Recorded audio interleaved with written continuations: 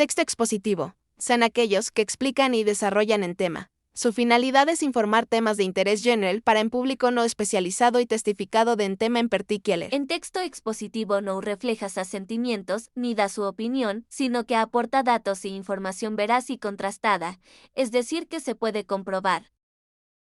Tiene como objetivo informar y difundir conocimientos sobre un tema. Hace que los textos predomine la función referencial. Hola, pon atención en este video si quieres aprender sobre el texto científico. Los textos científicos se encargan de exponer información detallada sobre únicamente algunos temas. Estos textos no tratan sobre todos los temas, sino que se enfocan en unos en particular. Los temas que se tratan en estos textos, como su nombre ya nos lo va adelantando, tienen que ver con las ciencias, específicamente la física, la química, la biología, la medicina, la astrofísica y la matemática. Esto quiere decir que un tema común y corriente sobre qué tipo de pan eres o información muy general sobre el agua no entraría en estos temas. Aquí podríamos discutir sobre por qué las ciencias sociales, ya sabes, derecho, política, historia, economía y demás, no suelen aparecer como textos científicos en el examen, lo cual es un tema sumamente interesante, pero para otro video. Por su propia naturaleza, y como ya te has de ir imaginando, estos textos no van dirigidos a todo el público. Estos textos van dirigidos a personas que ya conocen sobre los temas de los que se están tratando. Derivado de lo anterior, el lenguaje que utiliza un texto científico es muchísimo más complicado que el promedio. Y lo podrás notar, utilizan palabras que no entiendes, utilizan tecnicismos y un lenguaje muchísimo más formal y Hablaremos sobre géneros periodísticos y abordaremos los más importantes, que son la noticia, la crónica, la reseña y el artículo de opinión. Empecemos por la noticia. La noticia es un tipo de comunicación o informe que se da acerca de un hecho o suceso reciente, en especial si se divulga en un medio de comunicación. La noticia se conforma por antetítulo, es la información que se coloca antes del título y que sirve como anticipo de lo que se va a explicar. Título, resumen de forma muy concisa y directa al contenido de noticia. Subtítulo, se trata de un texto ubicado justo debajo del título y sirve de resumen breve de lo sucedido. Entradilla, antes de empezar a explicar la noticia de forma completa, se ofrece un resumen más extenso de un párrafo normalmente, en el que se dan los datos más importantes de la noticia. Cuerpo de la noticia, es la redacción de toda la noticia, la estructura debe ser descendiente, es decir, se comienza con lo más importante y después se analiza de forma más detallada las causas o consecuencias. Fotografía, es opcional y es el soporte visual de la noticia. Epígrafe o pie de foto, es el texto que se coloca bajo la fotografía y explica lo que se está mostrando en la imagen. En el ejemplo que se muestra en pantalla podemos observar la ubicación de cada elemento. Crónica. Se trata de narraciones de acontecimientos contados en forma cronológica, y ¿quién asume esta tarea? El cronista. Lo hace en base a relatos sobre hechos, personas y paisajes tomando testimonios de protagonistas o testigos. Es decir, el cronista está en un lugar donde ocurren los hechos. La crónica se conforma por entrada. Es el primer párrafo de la crónica y aquel que contiene algunos de los elementos clave de la historia. Personaje principal, tiempo y lugar, así como de qué tratará la crónica. Es fundamental para atrapar la atención del lector. Cuerpo, es el grueso del texto donde se narran propiamente los hechos de una forma más detallada, dando un mayor contexto e informando al lector de todos los datos relevantes para acompañar la historia. Conclusión, es la parte donde se cierra el texto y donde se cuenta la resolución del tema y el acontecimiento que se narró. Puede contener una reflexión final.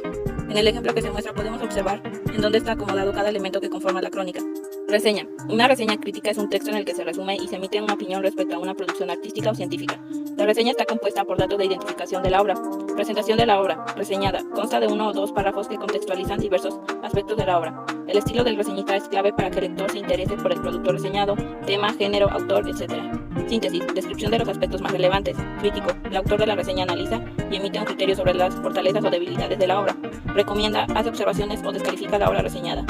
Conclusión, sintetiza la posición de reseñistas y destaca los aspectos más relevantes del contenido. En el ejemplo se muestra cada uno de los elementos antes mencionados.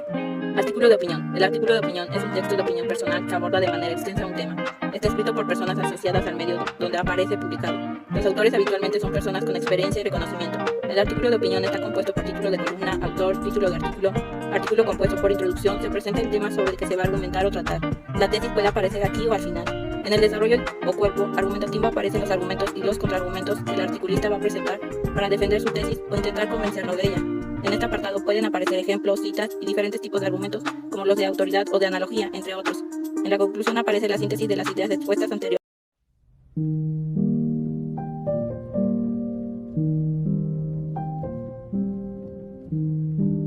Un texto literario es una forma de producción oral o escrita de este modo. En los textos literarios predomina la función poética del lenguaje, que es aquella que se utiliza para producir un efecto estético y en la que se prioriza la manera en que se dice lo que se quiere transmitir. Algunas características de los textos literarios son función poética, subjetivismo, lenguaje y estilo, ficcionalidad y por último representación de la realidad. Algunos ejemplos de textos literarios son novelas, poesías, cuentos, leyendas, dramas y por último los ensayos literarios. La autobiografía es la narración de la vida de una persona. Alguien escribe sobre sí misma y en esta autobiografía va a expresar los sentimientos y emociones que sintió en determinados momentos. También pueden escribir sobre anécdotas curiosas o importantes que pasaron en su vida. Cartas formales. Las cartas formales se usan principalmente para realizar trámites, ya sea educativos, de gobierno o empresariales. Siempre hay que poner la fecha y el lugar en el que se escribe, el encabezado, aquí pones el título, cargo y nombre de persona a quien envías la carta. Después el saludo, que debe ser respetuoso y no muy cariñoso. Se usan palabras como estimado, apreciado o distinguido. El contenido de la carta debe ser conciso y breve. Al final se pone la despedida, tu nombre y fin. ¿Qué es un texto publicitario? Los textos publicitarios son aquellos que se enfocan en convencer a las personas de realizar una acción determinada. Dichas acciones pueden ser adquirir un producto o servicio, rellenar un formulario, consumir algún contenido, unirse a una causa, pedir más información, comunicarse con un asesor, compartir el contenido, entre otros. Si buscas crear el texto publicitario perfecto, te damos 3 importantes consejos. Número 1. Siempre escribe pensando en las necesidades y preferencias de tu buyer persona, es decir, tu cliente ideal. Número 2. Haz que tus textos reflejen emociones para cautivar a la audiencia. Y número 3. Antes de escribir, determina cuál canal de comunicación utilizarás. No es lo mismo escribir algo en LinkedIn que algo